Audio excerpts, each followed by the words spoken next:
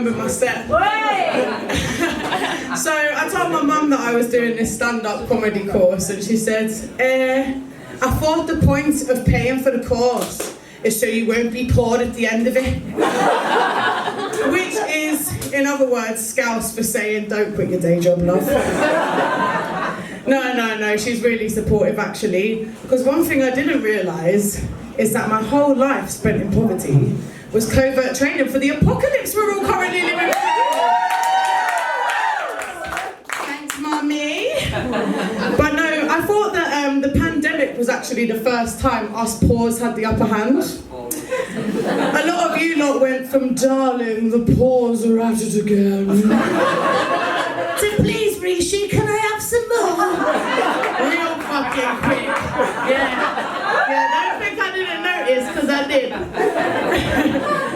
But a lot of my better off friends were worried about things like getting basic necessities and heating their homes over the winter, you know, all that boring stuff. And it kind of gave me an idea.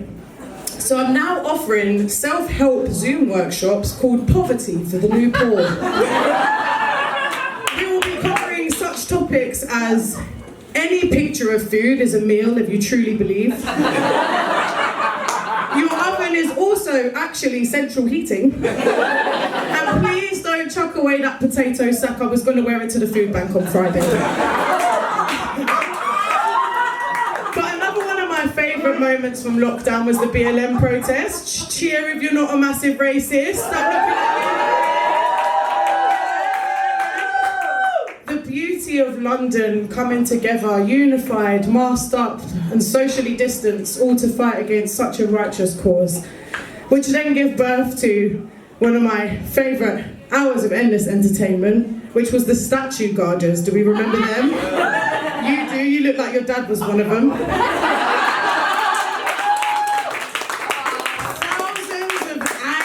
Little red men took to the streets to guard the statues of slave owners that our great country holds so dear, only to then piss on them because they drank too much Stella and fight each other because no one from BLM bothered to show up that day.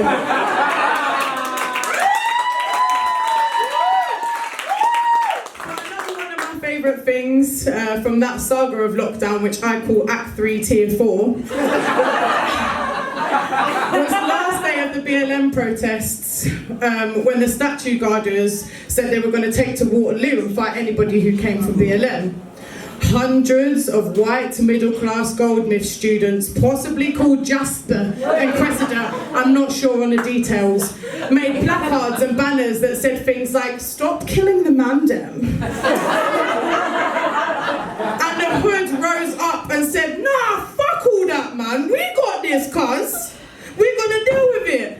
And deal with it they fucking did. They fucked them lot up! Oh my gosh, it was beautiful. I don't know if you lot saw the iconic image of like this beautiful gargantuan black king plucking this tiny squealing little gammon out of the crowd and slinging him over his shoulder and carrying him to safety, which was a stark reminder that black lives have and always will matter.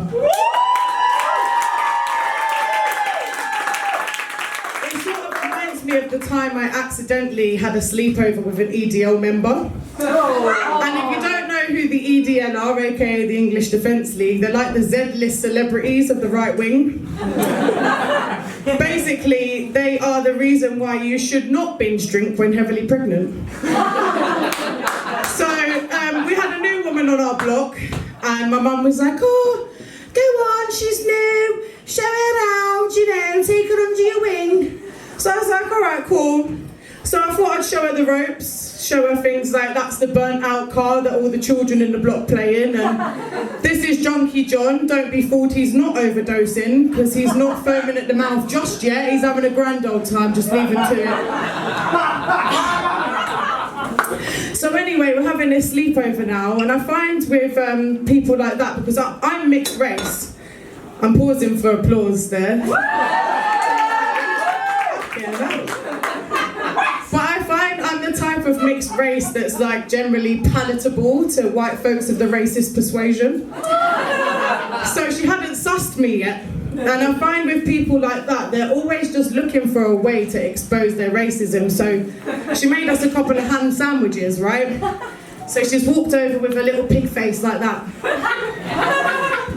Put the ham sandwiches down. She's gone, must be nice to have a bit of ham.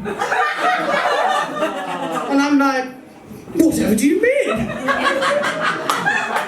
And she's like, well, you know, can't have much ham with all this Sharia law going about. And again, I'm like, well, what do you mean? She's like, oh, well, must have been hard being one of the only white people on the block for so long. And I said, well, actually, I'm mixed race. And she said, well, actually, I'm an EDL member. And I said, well, actually, fucking gulp. Which obviously then followed on with, how well do you know your black family then?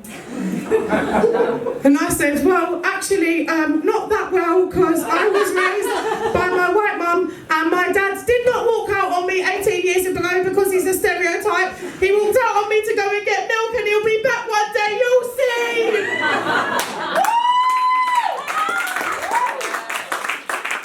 So obviously, following on from that, I burst into tears, which surprisingly enough is not the first time my daddy issues have got me out of a sticky situation.